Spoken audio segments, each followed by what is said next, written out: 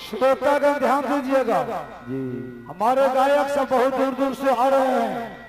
अभी आपके बाबा बेनी के धाम में जो कि गायक श्याम पंजाब कजहा सिपोल से चल करके आपके बाबा बेनी के धाम में पहुंच चुके हैं। और दूसरा सवाल है, राम दुलारी भारती के बाद हमारे गायक श्याम पंजार कजहा सिपोल अपने मंडली के साथ साजबाज के साथ मंडप में सुरक्षित रखते चलिए। और भगवान के दरबार में भवेश यादव सुपुत्र हैं, 1 मिनट, कृष्ण कुमारी और विभीषण कुमार ज्योति कुमारी ग्राम बरियाही बस्ती की ओर से भगवान के दरबार में 51 रुपए की दान है। और भगवान के दरबार में अपनी श्री वकील दास भगत बाबा बरियाही ऐसी श्रद्धालु की ओर से भगवान के दरबार में 22 रुपए की दान है। श्रद्धालु के चरणों में कोटि कोटि नमन करता हूँ, आशीर्वाद चाहता हूँ। जय हो दानी श्रद्धालु की जय हो, समस्त परिवार की जय हो, जय हो। हाँ ध्यान दीजिएगा, जितने भक्ता पंजार सभापति मुलगेन बाबा सब आए हुए हैं तो कृपया करके भंडार दक्षिण साइड चले और अपना प्रसादी पा करके मस्ती में और बाबा बेनी का गुणगान बारी बारी गाने।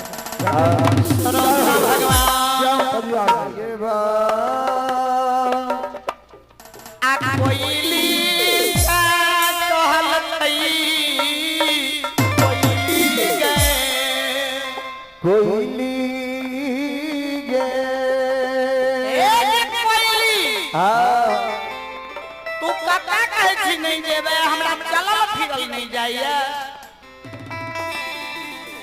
आज जाई दिन कोइली गुरु के साथ एलही रे। आज तोरा पोपी नगर जाए के समय में ओहने बना देबो।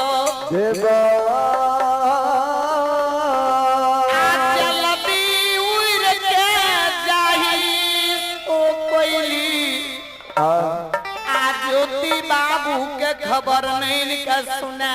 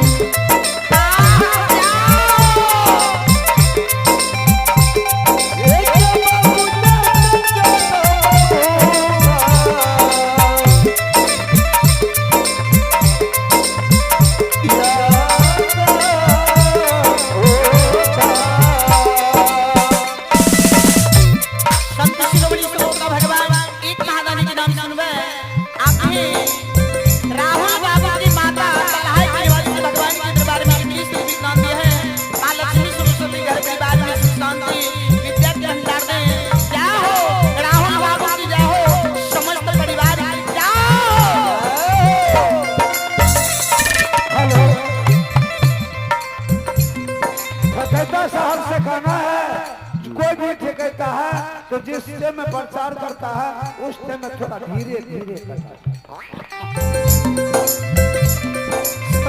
भगवान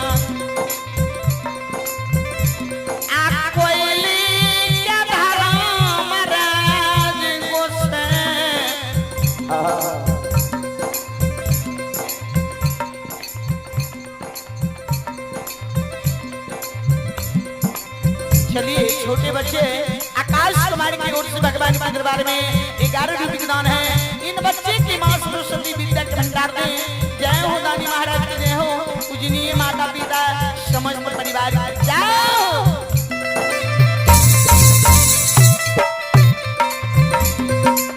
श्रोता भगवान धर्मराज बाबा अपन माया के विस्तार करैया। जहने कोयली अइले रे ओहने कोयली के बना दैया। ज्योति बाबा से कहिए ज्योति भाई महाराज आम बाजू अपने की कोयली पर विश्वास किया न। कल के हैं बाबा जब कोयली बात लेके आपस से लिया तब हम के दिल्ली से चल जाए।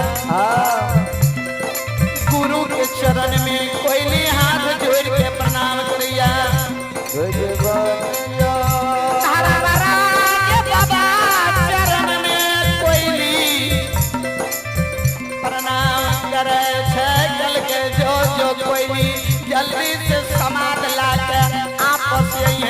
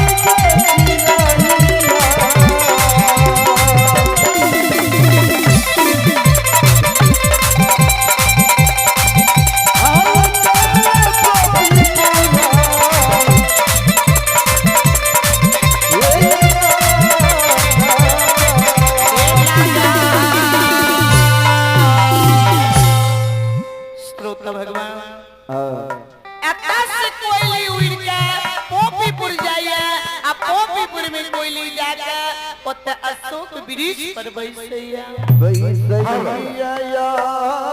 हेलो अशोक वृक्ष पर कोयली। हेलो राम खलाल बरियार, राम खलावल बरियार बन गाँव। आप कहीं होंगे तो अपने साथियों के साथ सात बात के साथ मंडप में आने का कृपया कष्ट करें। धन्यवाद। दलपति है रात को छोड़े नहार नहीं मिले रहे। अखनी तो एलाउंस पर एलाउंस कर रहा है। सरकारी साहब के आदेश से हम की करबो। आज की करबो तोहर राजपाट छियो।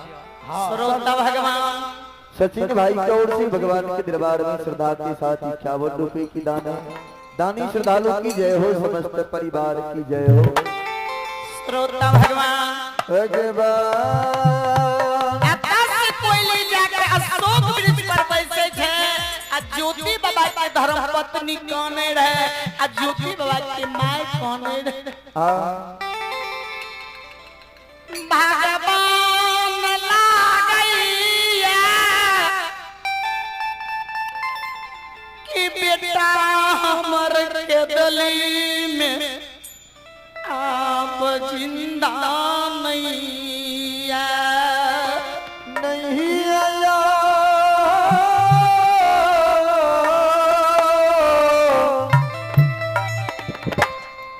ओ विधाता जी।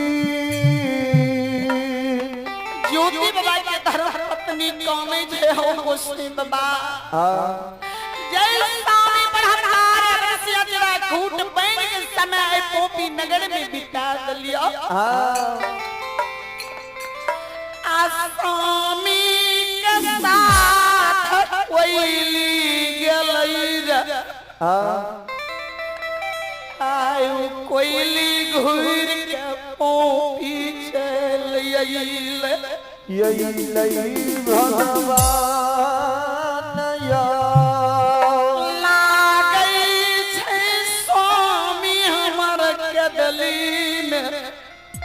आप जिंदा नहीं रहलई नहीं रहलैया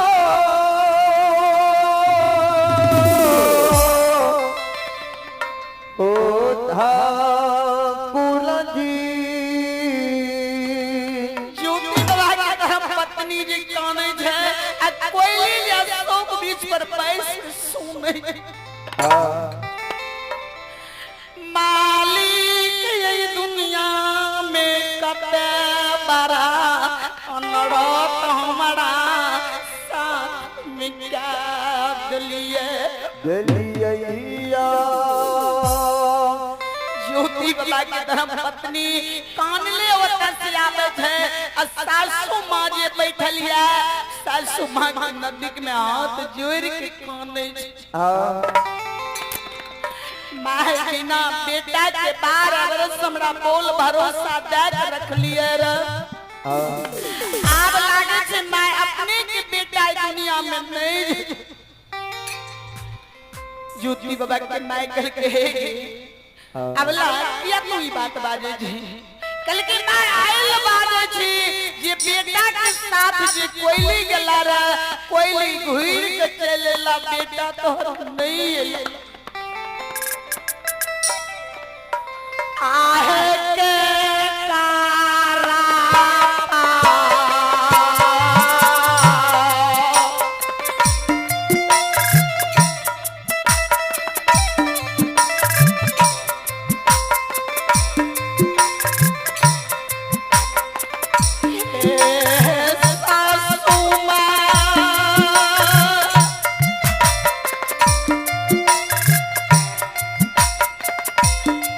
आहे के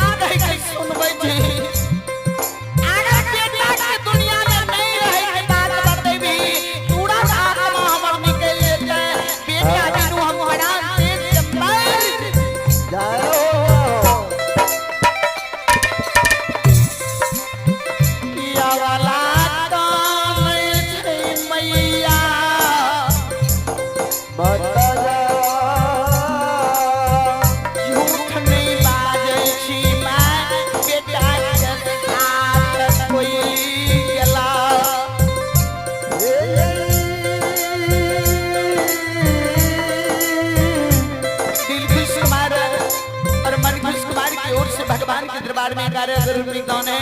इन दोनों बच्चे की मां सरस्वती विद्या के भंडार में जय हो दानी महाराज की जय।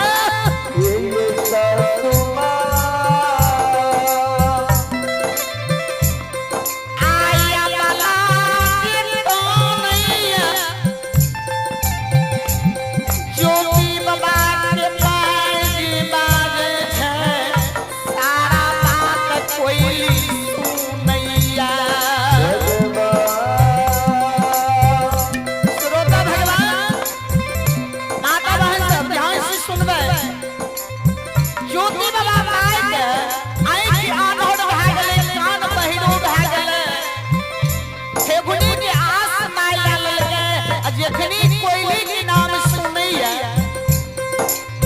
मोखा पर से उठ के माय ठेकुनी पकड़ के आंगन में निकलैया जे कोयली ने देखबे, लेकिन माय के नहीं सुझैया कोयली सन्मुख देखै छै। आ कोयली चिरै ज्योति बाबा के आ माय धर्म पत्नी के देखलै।